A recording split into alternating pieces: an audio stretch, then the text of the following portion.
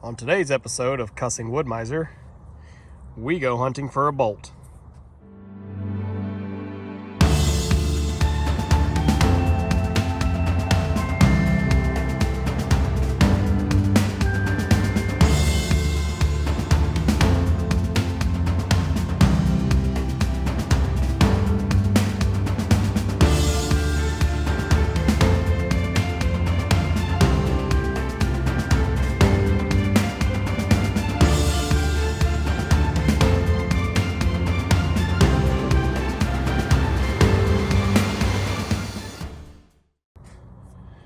Now, looking for a bolt, you say? That shouldn't be that hard or that interesting, but if you're anything like me, you've got everything you need on the farm somewhere. So I had a little bolt kit that I bought years ago. I know I have it, and I'm gonna find it probably tomorrow when I don't need it. But I bought specifically for this reason, just random size little, 1/4 inch, 3/8 nuts and bolts and washers, just for times like this when you just need a bolt. Now, let me tell you what's going on. Those of you guys that are familiar with Woodmizer, if you own a Woodmizer or if you've studied them at all, you know on the hydraulic ones, we've got this contact strip that runs right down the side of the mill here, which makes all of your hydraulics completely useless once you get off that contact strip. Now, I understand maybe it's for safety or whatever, but it can be a little annoying sometimes.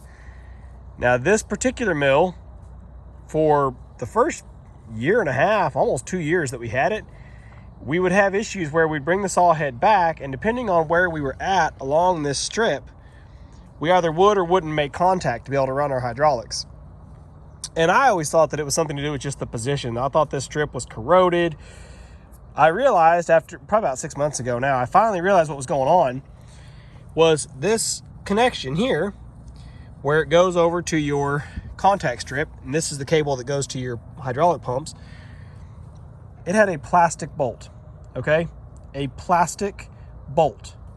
Now, I can see why, because again, once this thing makes contact with the carriage, this whole strip becomes live with 12 volts.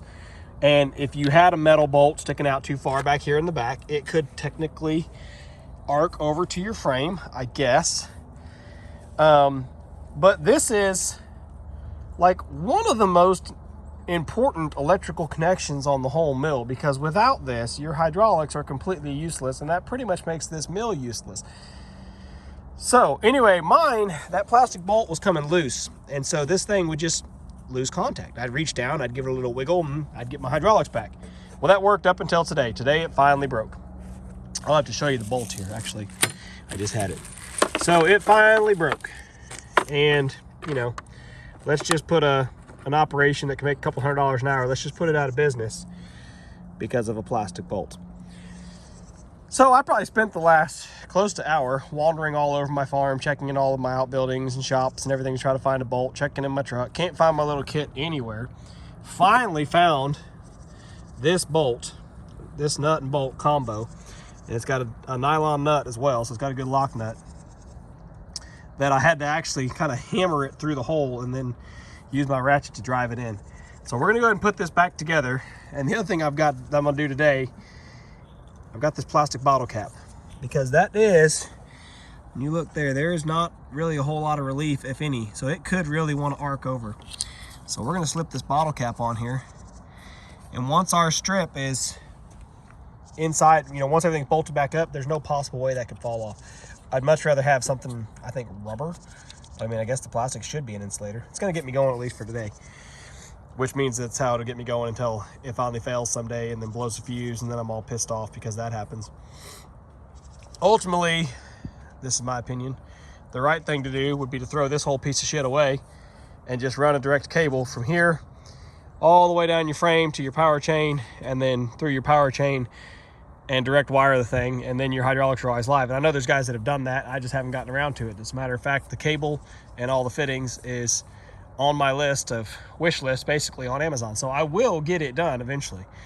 Maybe I'll spend enough time making a stupid video about it that, I could have actually just went ahead and rewired it if I'd spent less time talking and more time just actually working.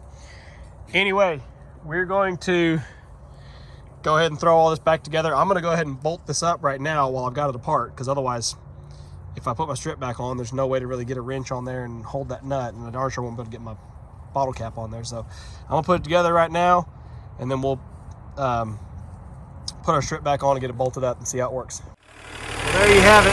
There's our final assembly. See the bottle cap sneaking in back there. And yeah, let's go ahead and back her up. Hey, look, the hydraulics work. Oh, that's so handy. That's so handy. It's almost like it's supposed to work. Except for that clog side. But anyway, all right, I guess we're fixed. Y'all look and steal my idea if you want to. If you have not replaced that plastic bolt with the metal one, I would for future problems.